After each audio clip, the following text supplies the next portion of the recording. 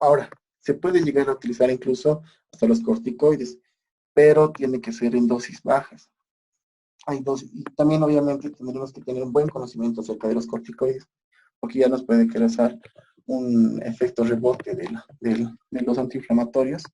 Entonces hay que utilizar, si uno quiere utilizar los corticoides, tiene que saber también a qué se está metiendo. ¿Ya? Entonces, a veces es un poco peligroso. Si uno no tiene conocimientos de los corticoides, del efecto rebote y también acerca del destete del tratamiento, entonces tenemos que ver si utilizar o no. ¿Ya? Entonces, eso también va a depender de la experiencia y de nuestros conocimientos. ¿Ya?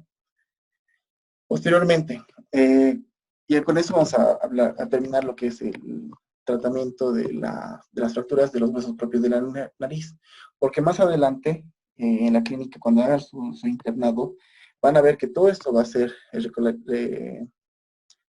redirigido, digamos, solamente para especialistas.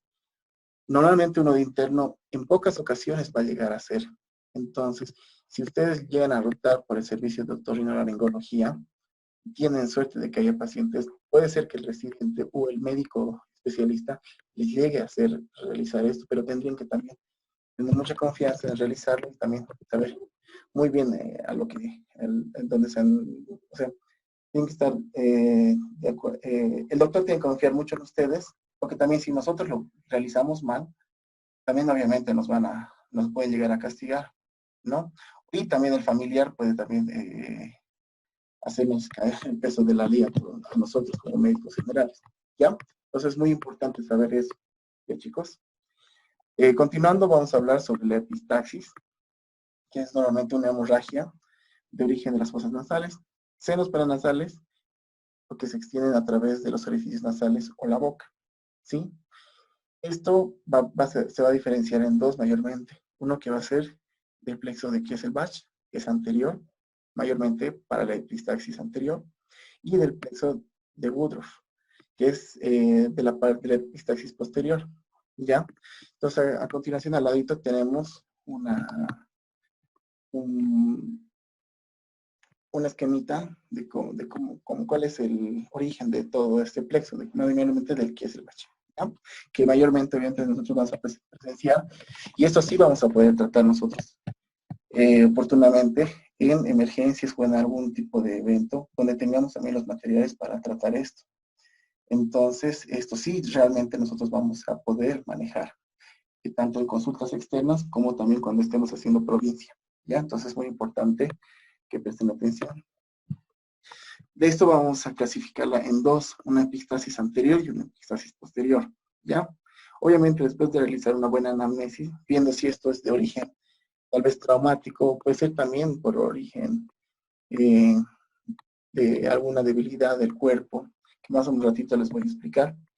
Eh, tenemos que, obviamente, indagar acerca de los antecedentes del paciente y ver el origen de esta epistaxis, ¿ya?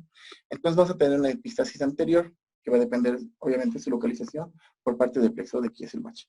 Entonces, normalmente con un tapón nasal anterior podremos controlarlo. La epistaxis posterior es diferente. Por su localización, obviamente, es posterior, ¿no?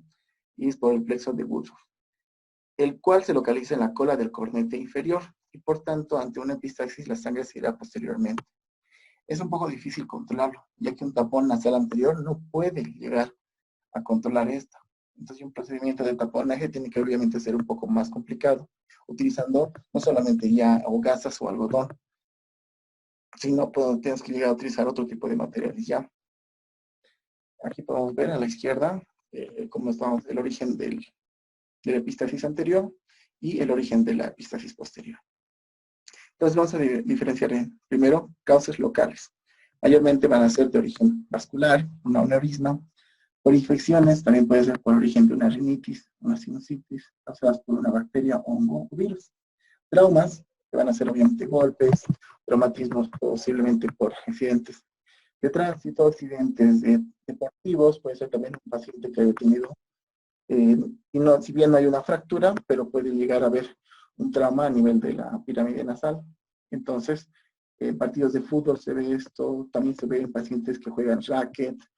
En el ámbito de deportivo se puede ver tanto severas, leves o o sea, que una epistaxis profusa, ¿no?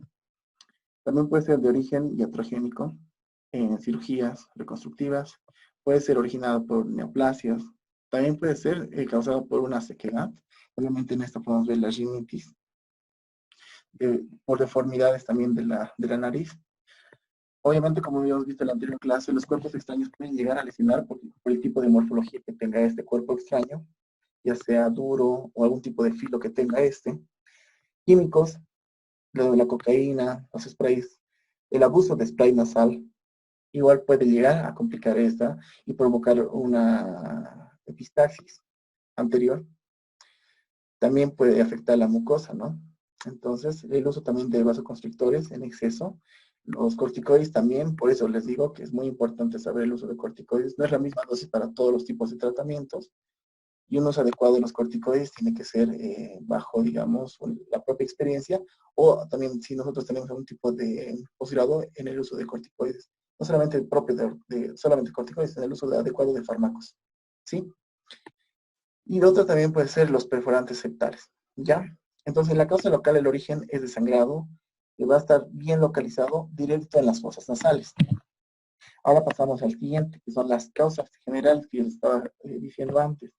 ¿Por qué? Porque no solamente va a ser por un origen local, va a ser por un origen sistémico del cuerpo, ¿ya? Entonces, dentro de esto vamos a tener las enfermedades hemorrágicas, enfermedades inflamatorias, tanto la tuberculosis, sífilis. Las coagulopatías también son muy comunes para este tipo de hemorragias, o epistaxis, perdón. También vamos a tener enfermedades sistémicas como nefropatías, hepatopatías, uricemia, que van a afectar la coagulación de la sangre, ¿sí? Entonces, la epistaxis tiene otro tipo de origen, si no es, o sea, este tipo no son ya de origen local, sino ya son enfermedades sistémicas.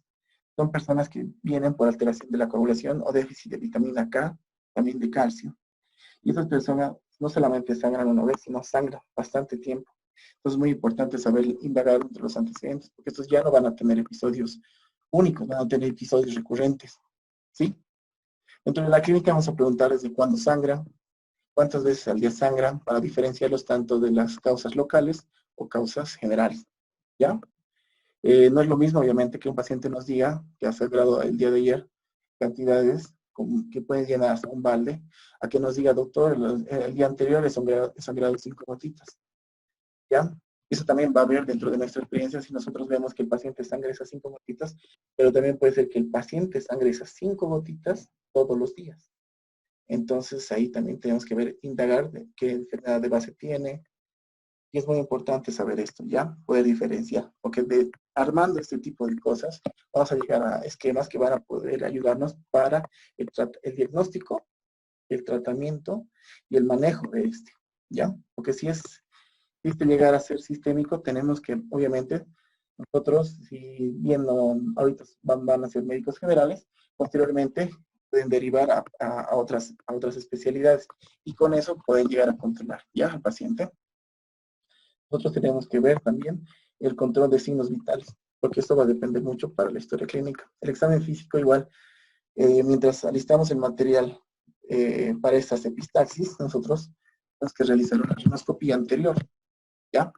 Posteriormente, ver si este paciente va a seguir sangrando y aplicar una digitopresión en las fosas nasales para luego pedir al paciente que, obviamente, antes de realizar esta revisión, que es la rinoscopía, en el caso de las epistaxis anteriores, hacer que suene un rato la nariz para que salgan todos los coágulos, y una vez de eso y realizado esto, vamos a realizar la rinoscopía, ¿sí? Después también se va a hacer una endoscopía, y obviamente dependiendo del origen de estos cuadros clínicos, vamos a pedir exámenes complementarios, ya sea si es un traumatismo, vamos a pedir radiografía, y es algo que no estamos llegando a poder observar y no es un traumatismo en sí mismo, pero ha tenido alguna alteración, podemos llegar hasta pedir tomografía, pero para ver si hay algún tipo de aneurisma que pueda llegar a comprometer al paciente, ¿ya? Entonces el tratamiento va a ser local, va a ser regional y un tratamiento general, ¿ya? Nosotros vamos a indagar más para el tratamiento local.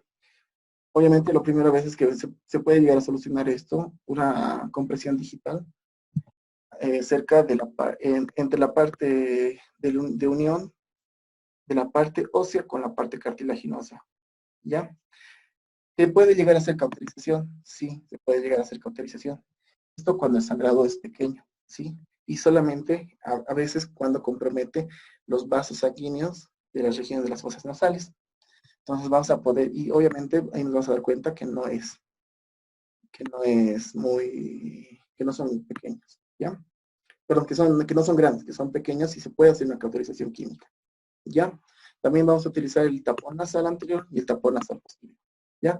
Los tratamientos regionales se hacen con endoscopía nasosinusal, donde se utiliza también rayos X, puede ser intervencionista por un especialista, y también los tratamientos generales, ¿ya?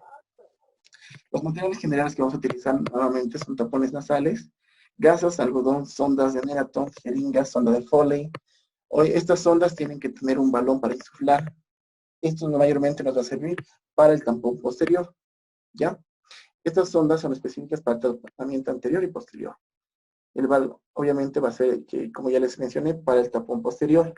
Es insuflar y ahorita enseguida les voy a mostrar cómo, ¿ya?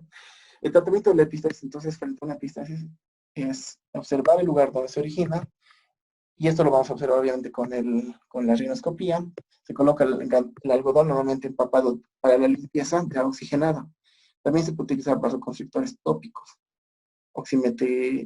oximetazolina a 0.05%, lidocaína al 2%, pero esta lidocaína también se ha visto que, dependiendo de la bibliografía que se lea y también el lugar, el hospital donde se puede realizar, también tienen la base de tratamiento. Entonces, algunos lugares ya no utilizan totalmente la lidocaína, sino la silocaína, ¿sí? Local tópica, ¿ya? Esto va a ser o con adrenalina o sin adrenalina. Puede existir contraindicaciones a esto, entonces mayormente otros utilizan también la vaselina, ¿ya? Posteriormente también el taponamiento nasal puede ser anterior o posterior. Entonces se lo puede realizar con gasas impregnadas con esta gelatina pastosa, que es de parafina idoforme con bismuto, ¿ya? Y aquí abajo podemos observar la pinza en bayoneta, ¿ya? La descripción del material que vamos a utilizar, obviamente, tienen que ser gasas o algodones que sean largos, acintados. Pueden ser vaselinados o no vaselinados. Obviamente esto para el ingreso facilitado de estas estructuras hacia las fosas nasales, ¿ya? La condición de que estas sean largas y no se desprenden. Obviamente se prefiere que sean gasas sin algodones porque el algodón normalmente va botando pelitos. Ahora, en el caso que no tengamos un montón de gasas, se puede hacer también, ya hay formas de realizarlas con la pinza en bayoneta, el algodón vaya a ser, sea largo y obviamente de un enrollado cilíndrico,